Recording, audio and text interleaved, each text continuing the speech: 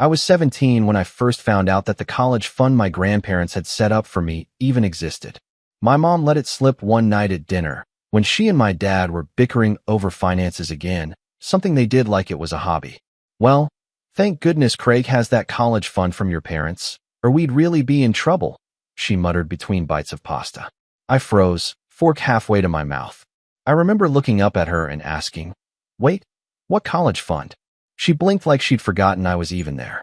That was the first time I learned I had $40,000 sitting in a bank account somewhere, thanks to my grandparents, my dad's parents, who had passed away when I was in middle school. They weren't rich, but they were responsible. They lived modestly and saved what they could. Apparently, after they died, they left a chunk of their savings specifically for me, meant to help with college. Not for the family, not for emergencies, not for anything else. Just me, my future, my education, my shot at getting out of the house and doing something different with my life. I was stunned, grateful, of course, but also confused why no one had told me. My mom just shrugged and said something like, "We didn't want you to get cocky or start slacking off in school just because you had money waiting." That didn't sit right, but I was a teenager who hadn't even applied to colleges yet, so I let it go. I didn't press the issue. I should have. My name's Craig. I'm 32 now, and this story still makes my stomach twist when I think about it. Back then, we lived in a modest 3-bedroom house in a quiet suburb. My parents weren't terrible people, not at first glance anyway. They worked hard. My dad was a postal worker, and my mom was a part-time dental receptionist. We weren't well off, but we got by.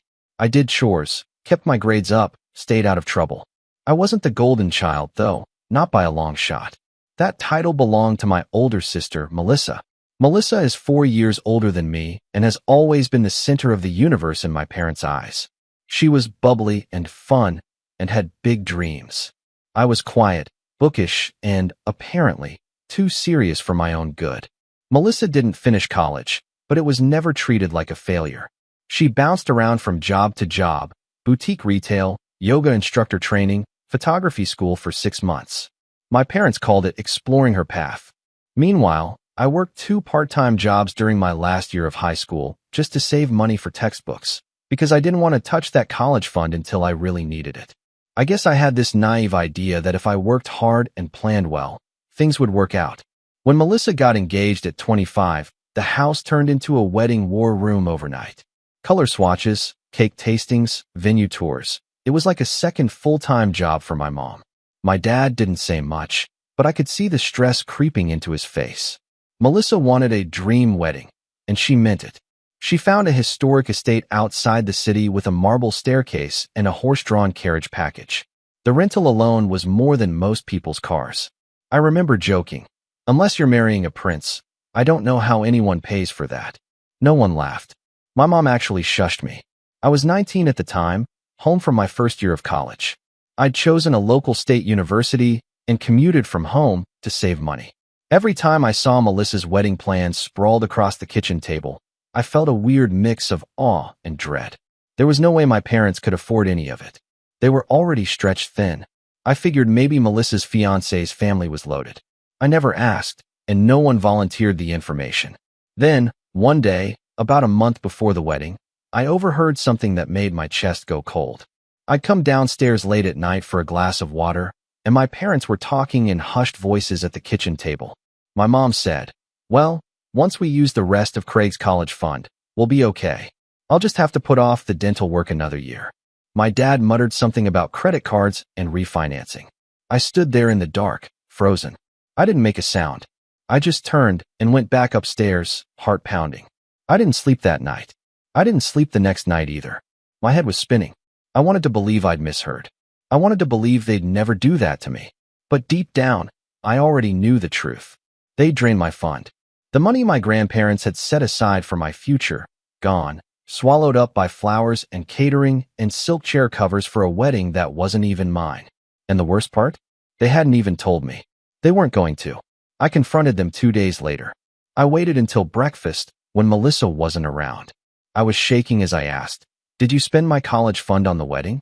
My mom froze mid-sip of coffee. My dad looked at the wall like he wanted to disappear. They didn't deny it. My mom launched into a speech about how Melissa deserved her special day and how weddings are once in a lifetime. My dad said they figured I'd understand because I was always so mature. I stared at them in disbelief. I asked them how I was supposed to pay for school now. My mom gave me this dismissive look and said, "Well, most people just take out loans. You'll be fine." That was the moment something inside me cracked. I don't think I even yelled. I just stood up, grabbed my backpack, and left. I stayed with a friend for a few days and then moved into a cheap basement apartment near campus. I picked up more hours at my part-time job. I applied for scholarships and grants and, yes, loans. It took me 6 years to finish my degree because I had to go part-time some semesters, but I did it. Without them. Without a cent from that fund. Melissa's wedding was beautiful, by the way. I went because I didn't want to cause drama, but I barely smiled in any photos. I felt like a ghost standing in the corner, watching my entire future get poured into champagne flutes and sparkler exits. No one even thanked me. Melissa didn't mention the fund once. She just kept saying how lucky she was to have such supportive parents. Fast forward 10 years. I'm 32 now, and I've built a good life for myself. I work in tech, project management at a solid mid-sized firm. I'm not a millionaire, but I'm stable. I own a small condo, drive a decent car, and my student loans are almost paid off. I haven't talked to Melissa in years. We grew apart, and honestly, I stopped trying. As for my parents, we stayed in occasional contact, birthdays, holidays, but it was never the same. Something broke back then and never got fixed. Then last month, I got a call out of the blue. It was my mom. Her voice sounded thinner than I remembered. She asked how I was doing, how work was going, if I was dating anyone.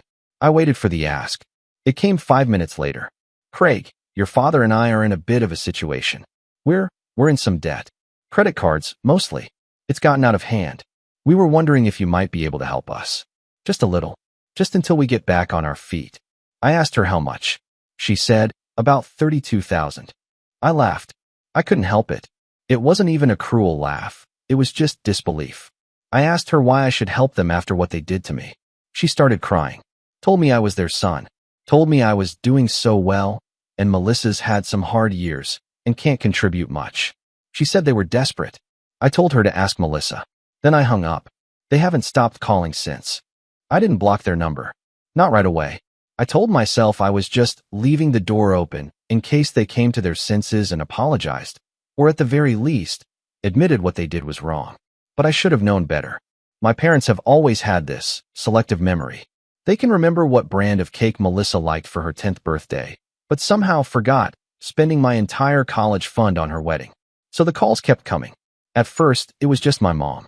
Her voice would come through my phone like a ghost from a life I'd outgrown. Soft, guilt-laced, always starting with, "Hey honey," like nothing had happened. The first few messages were emotional. She'd talk about the debt, about how the interest was piling up, about how hard it was to sleep at night. "We're drowning, Craig," she said in one voicemail. "And it just doesn't feel fair that you won't even talk to us." Fair. That word echoed in my brain for days. Like it had been fair to spend 40 grand of my inheritance without even asking me. Like it had been fair to tell me to just get loans, while Melissa got a horse-drawn carriage and a live jazz band. I ignored the messages. I kept my head down at work. But something inside me started to boil. Old anger, the kind I thought I'd buried after years of therapy and distance, began to surface again. I wasn't even mad about the money anymore. Not really. I was mad that they still didn't see what they'd done. That they still felt entitled to ask me for help without ever owning up to how they'd let me down. Then the messages changed tone. My dad started calling too, which was unusual. He wasn't much of a talker when I was growing up, more the silent, newspaper and black coffee type. When he did speak, it was either an order or a sigh. But now he was leaving long voicemails, his voice tight and edged with frustration. "This isn't just about the money, Craig," he said in one.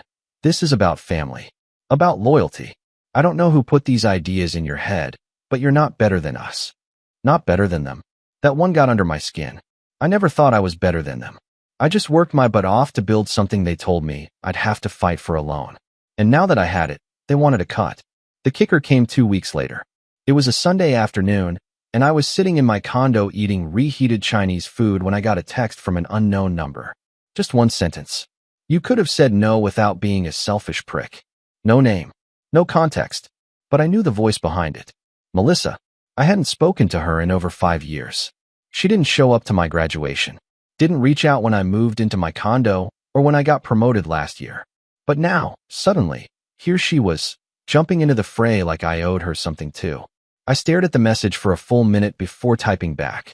Funny coming from someone who spent my college fund on peonies and centerpieces. 3 dots appeared, then vanished, then reappeared. I could picture her typing furiously, backspacing, starting again. Finally, she replied, "It wasn't your money. Mom and Dad said it was for the family, and I'm the one who actually needed it." That broke something in me. I didn't even respond. I just sat there, feeling like I'd been punched in the chest. Not because of the words themselves, but because of how easily they came to her. How convinced she was that it was never mine to begin with. How little she valued what I'd sacrificed. The next morning, I got an email. It was from my dad. It wasn't long, but it was cold. Clinical. The subject line just said help. The body was 2 paragraphs about their debt, their payments, their dire circumstances. Attached was a PDF of their credit card balances. The final line read, "We expect some level of support from our son, who we raised and gave everything to." Everything. I stared at that word until my eyes blurred. Everything. They gave me everything. Except my college fund. Except a fair shot.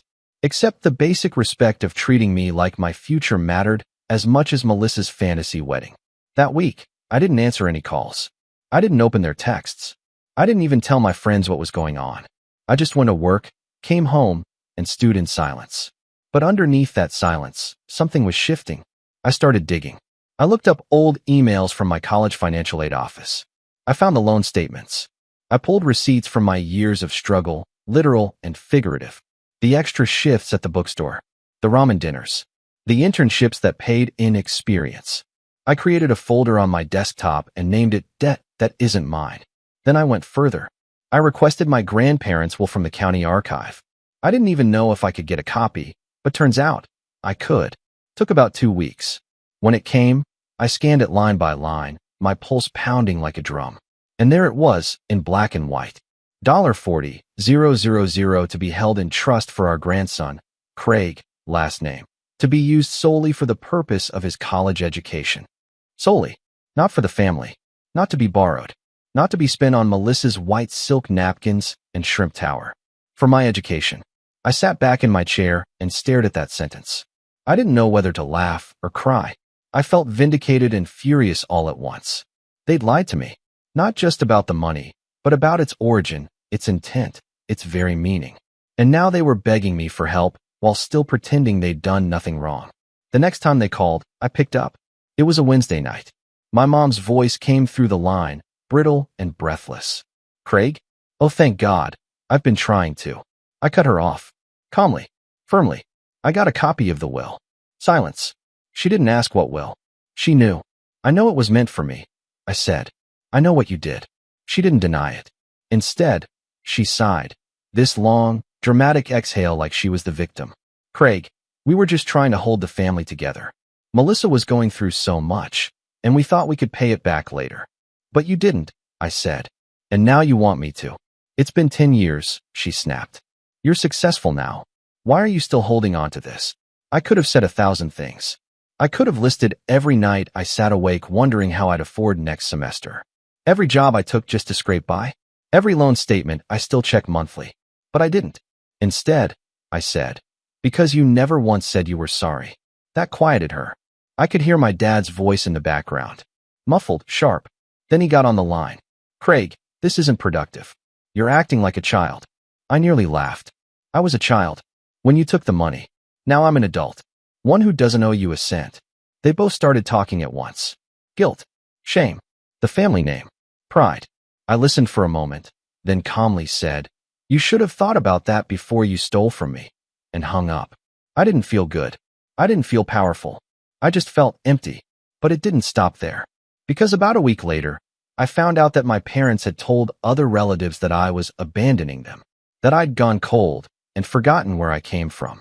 I found out from my cousin Ella, who texted me asking why Aunt Linda had mentioned I refused to help my dying parents. Dying. They weren't dying. Struggling, sure, but that was on them. Still, the rumor mill had started. And Melissa? She was fueling it. Posting vague messages on Facebook about some people forgetting who loved them first and selfish siblings who throw away family like garbage. Screenshots of those posts started making their way to me. People I hadn't spoken to in years were suddenly reaching out, most with concern, some with judgment. That was when I realized they weren't going to stop. Not just the calls, not just the messages, but the campaign, the manipulation, the pressure. They weren't just drowning in debt. They were dragging me under with them. And I had a decision to make. Because I could keep ignoring them, or I could start taking steps. Steps they wouldn't see coming. Steps that would finally force them to understand the weight of what they'd done. That's when the real plan started forming in my head. I didn't sleep the night I found out they'd told the extended family I was abandoning them. I stared at the ceiling of my bedroom, my condo, the one I bought with my own hands, my own money, my own credit history, and felt something deep inside me fracture. This wasn't just about money anymore. This wasn't just about the college fund or the calls or the guilt trips.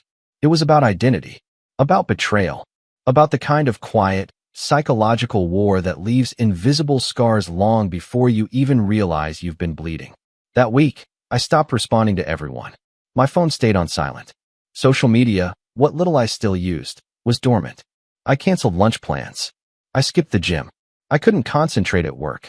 Every time I opened an email or sat down for a meeting, I'd see their faces flash across my mind. Melissa's smug, dismissive texts. My dad's cold PDF. My mom's crying voicemails. I felt like I was back in that house at 19 again. The invisible son who never got the cake or the praise or the courtesy of fairness. I started drinking again. Not heavily, not spiraling, but enough that the late nights felt hazy and the mornings felt dry. I told myself it was just stress, just a phase, but I knew better. The part of me that had worked so hard to build this life, to escape the guilt, the favoritism, the manipulation, felt suddenly small and hollow. Like maybe all I'd built was just a thin shield, and now that they were pressing on it, the cracks were starting to show. The lowest point came on a Friday night, maybe 3 weeks after the last call. I was in the parking garage of my condo, sitting in my car with the engine off. It had been a long week. I'd snapped at a coworker that morning, flaked on dinner plans with a friend, and missed a call from my boss because I just couldn't bear to talk to another person. In that garage, in the dark, with nothing but the hum of distant traffic above me, I started crying. Not loud, not theatrical, just quiet, bitter tears. The kind you don't even realize are coming until they're already on your face. I remember gripping the steering wheel and whispering, "Why wasn't I ever enough?" That question haunted me for years. Through school, through work, through every holiday where Melissa got the best seat at the table and I got asked to be the photographer. Through every time I achieved something, an A+ paper, a new job, even my first bonus, and heard nothing but a lukewarm good for you over the phone.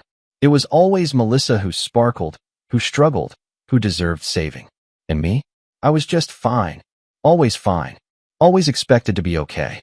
But something changed in that parking garage. I didn't have some grand epiphany. No cinematic swell of music. Just a quiet, tired realization that if I didn't pull myself out of this, if I let them win, even now, I'd be proving them right.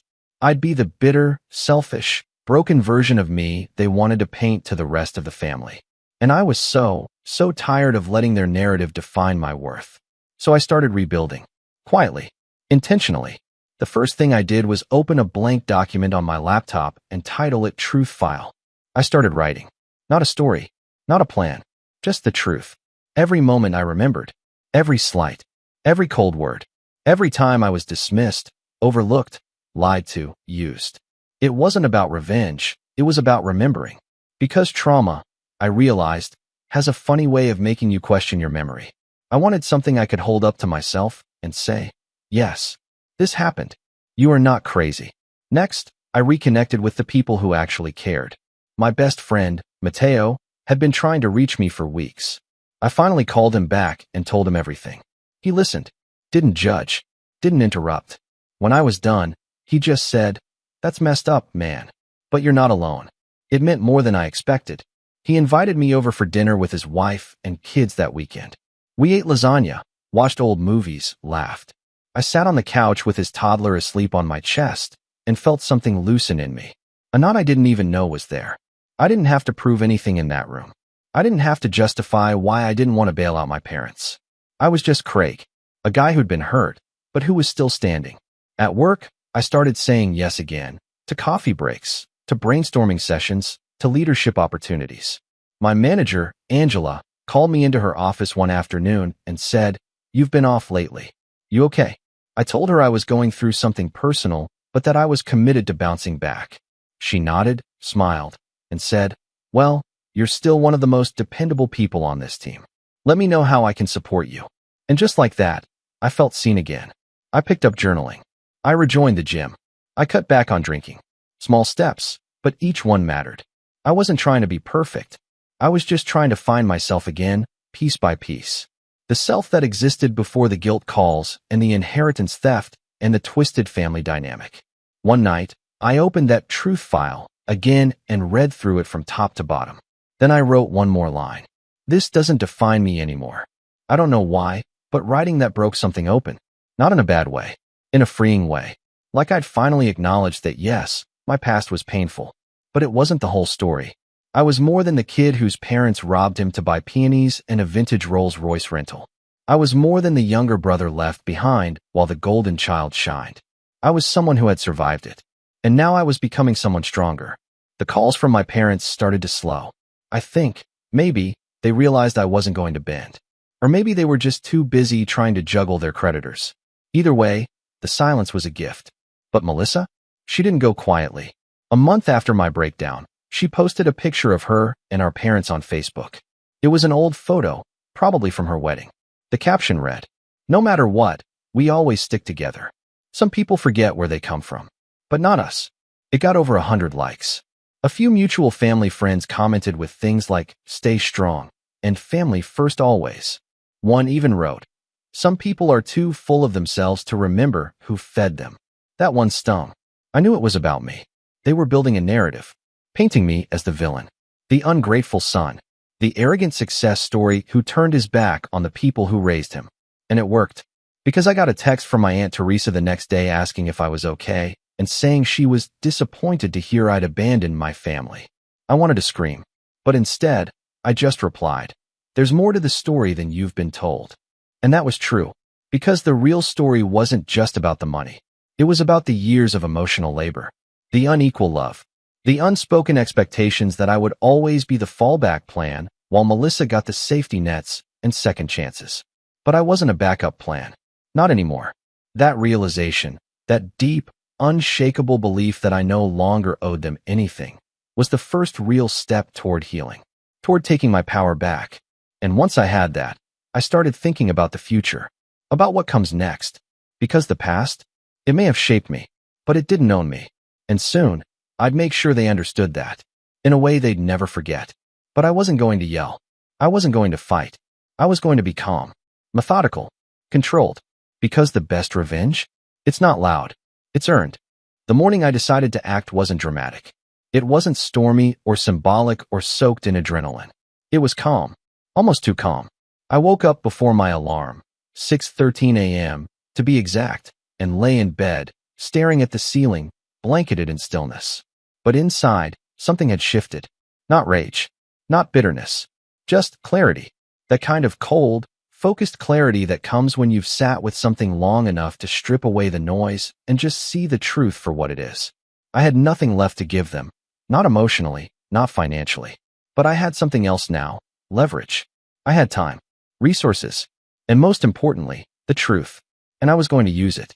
The first thing I did was reach back out to the county archive where I got my grandparents' will. I asked them if it was possible to obtain copies of any correspondence or transactions related to the trust. They told me that because I had legal standing as the named beneficiary, I could submit a request for the trust disbursement records, basically a paper trail of what happened to the money after my grandparents passed. That process took 2 weeks. 2 slow, irritating weeks where I busied myself with work and projects and a very real effort to avoid overthinking. I reminded myself this wasn't about revenge for revenge's sake. This was about accountability, about no longer playing the part of the quiet one in the family drama. When the envelope finally arrived, I opened it in my kitchen, standing barefoot on the cold tile floor, coffee forgotten beside me. Inside were 3 things. A notarized release form signed by my parents, authorizing the use of the $40,000 trust. A bank transfer record, dated roughly 8 months before Melissa's wedding. A brief handwritten letter from the estate attorney, confirming that the fund had been released in full for educational purposes, per the trustee's discretion, based solely on the signed statement from my parents that it would be used for my college tuition. Educational purposes. Except it wasn't. And they had signed that letter, both of them. I stared at their signatures for a long time.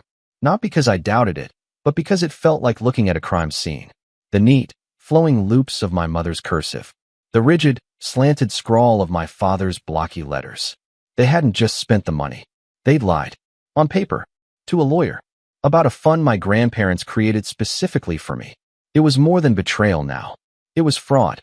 I placed the papers in a folder and filed it away in my desk drawer, beneath old tax returns and passport copies.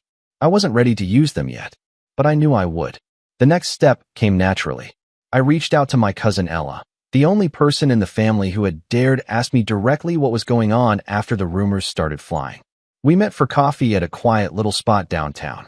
I hadn't seen her in person in a few years, but she greeted me with a tight hug and that same raised eyebrow she used to flash when our aunt started gossiping. "Okay," she said, sitting down across from me. "Tell me everything." So I did. I walked her through the timeline. The fund, the wedding, the silent years, the debt, the calls, the manipulation. Her eyes widened when I mentioned the will. Her jaw actually dropped when I showed her the scanned copy of the letter with my parents' signatures. "Craig, this is serious," she whispered. "I know. Like, legally serious. They committed fraud." I nodded. "And they're trying to paint me as the bad guy." She leaned back, folding her arms. "So what are you going to do?" I didn't answer right away. Instead, I asked her something I'd been wondering for weeks. Who else believes their version of the story? Ella hesitated. Honestly, a lot of them. Aunt Linda, Uncle Ron, even Grandma on Mom's side. They've all been talking about how cold you've gotten. Melissa's been laying it on thick. She posted some teary Instagram story last week about losing a sibling to greed. I shook my head slowly. "But," Ella added, leaning in, "not everyone buys it. And if they saw what you just showed me, the whole narrative falls apart." That was what I needed to hear. Because my revenge, I realized, wasn't going to be about screaming at my parents or exposing them online or dragging them through court. Though, if it came to that, I had the paperwork ready. No, my revenge was going to be slow. Precise. I wasn't going to destroy them. I was going to dismantle the pedestal they built for themselves. One polite, undeniable truth at a time. And the first domino? The family. That weekend, I organized a catch-up dinner with a few cousins and old family friends. Nothing too suspicious. Just a small gathering at a casual Italian place downtown. I told them I was in a better place mentally and wanted to reconnect. They came, 6 of them. All people who had heard something about me cutting off my parents, but none of them had heard my side. Until that night. I brought the folder. I brought the timeline. I brought my voice. The same quiet voice they'd always called mature, but rarely listened to. And I laid it all out. I didn't cry. I didn't accuse. I just told the truth. By the end of the meal, 2 cousins were visibly shaken. One offered to write a letter of support, just in case I ever needed it legally. Another hugged me so hard I nearly lost my breath and whispered, "I'm so sorry." I had no idea. Word spread fast after that. I didn't ask for it to, but it did. The same way rumors had spread against me, now the truth spread for me. It was like a ripple. One cousin to another. One message thread to the next. People started reaching out, not with judgment, but with apology, with questions, with sympathy. I received a message from my Aunt Sharon, someone who hadn't spoken to me in years, saying she wanted to talk. She said she'd seen the documents, that she believed me. I didn't reply, not yet, because I wasn't done. Next, I met with a lawyer, a real estate and inheritance attorney, recommended by a friend. I brought everything. The will, the letter, the bank transfer, the messages. I told him I wasn't interested in suing yet, but I wanted to know my options. He was blunt. Technically, this is trust fraud. The trustee, who I assume was your dad, used funds under false pretenses. There's a statute of limitations, but given the evidence and the ongoing impact, you could absolutely make a case. Would it hurt them? He tilted his head. Financially, yes. Reputationally, even more. And if you're asking whether they'd face jail time, unlikely, but not impossible, especially if the IRS gets involved. I left that meeting with more paperwork, more evidence, more power, but I still hadn't decided how far I was willing to go. Because this wasn't just about punishment. It was about justice, about healing. And sometimes, justice doesn't mean lawsuits. Sometimes, it just means the truth sees daylight. I waited. I watched. Then, 2 weeks later, Melissa posted a video. It was on her Instagram, public, of course. She sat on her couch in some softly lit room, wearing a hoodie and no makeup, the classic, I'm vulnerable look. She talked about family, about betrayal, about how some people let success turn them into strangers. How one of the hardest things in life is realizing your own sibling sees you as disposable. It had music in the background. Sad piano. The comments poured in. You don't deserve this. Some people forget who raised them. Stay strong, queen. I felt my stomach turn, but I didn't comment. I didn't text her. I just clicked download and saved the video to a folder labeled manipulation campaign because it was almost time, not to explode, but to execute, to make a move they never saw coming. The moment I executed the plan was so quiet, it almost felt anticlimactic. No fireworks, no slamming doors, just a single email sent on a cloudy Wednesday afternoon from the quiet corner of a coffee shop. The subject line was simple: clarification regarding recent family allegations. And the recipient list? That's where the real punch was. 23 names. Every aunt, every uncle, every cousin who'd texted me half concerned, half condemning messages over the past few months. The extended family Facebook group admin. Even Melissa's mother-in-law, who had shared that teary Instagram story Melissa made to her own circle of church friends, apparently, so they could all pray for reconciliation. I had debated for weeks whether to go this route, whether to respond at all. But after seeing Melissa double down on her public narrative, twisting the story to make me look like a cruel, selfish son who abandoned his poor, aging parents, I knew silence wasn't strength anymore. It was surrender, and I wasn't surrendering to them ever again. The email was 3 pages long. Page 1, the timeline. Dates, facts, calm language. No editorializing. Just this happened, then this, then this. I even included receipts, attached scanned copies of the original trust documents, the signed letter from the estate attorney, and the bank records showing the withdrawal marked for educational disbursement. Page 2, my story. Not angry, not accusatory, just honest. I explained what the money meant to me, how I'd found out it was gone, what I went through to finish school on my own. I talked about the ramen, the late nights, the rejected financial aid appeals. I didn't paint myself as a victim. I painted myself as someone who survived despite their choices. Page 3, the manipulation. I included screenshots of Melissa's vague posting social media campaigns, her text calling me a selfish prick, the voicemail my dad left calling me a disgrace to the family. I even included a quote from my mother's voice message about how it's been 10 years and you should be over it by now. I ended the email with this paragraph. I'm not sending this to shame anyone. I'm sending it because the version of the story being circulated is not only false, it's dangerous. I've spent years being silent, assuming the truth would speak for itself. But it didn't. And now, I'm speaking for myself. If you choose to believe their version, that's your right. But you'll be doing it in full knowledge of the truth, not the fairy tale. Then I hit send. I stared at the message sent confirmation for a long time. My hands were steady. My heart wasn't racing. I felt centered, like I had just finally pushed the last brick back into place after a long, crumbling collapse. I didn't hear anything for a day. Then the replies started. Some were immediate. One from my Aunt Lila, Craig. I had no idea. I'm so sorry. Another from my cousin Nathan. This changes everything. I feel awful for ever doubting you. A third, more biting. I always knew something was off about how Melissa talked about it. Thank you for being brave enough to show the truth. And then, 2 days later, I got the call. It was from my dad. I didn't answer. He left a voicemail, voice tight and furious. You had no right to air family business like that. We were trying to protect Melissa, and you humiliated us. I saved the message. Didn't respond. 10 minutes later, another call. This time my mom. Craig, please, she said through a tear-choked whisper. You don't know what you've done. People are calling us, judging us. Your father can't sleep. Melissa hasn't left the house. Is that what you wanted? I didn't answer that one either. Because the truth is, It wasn't what I wanted. It was what they earned. Still, I wasn't done. I reached back out to the estate attorney, the one who had handled my grandparents' will.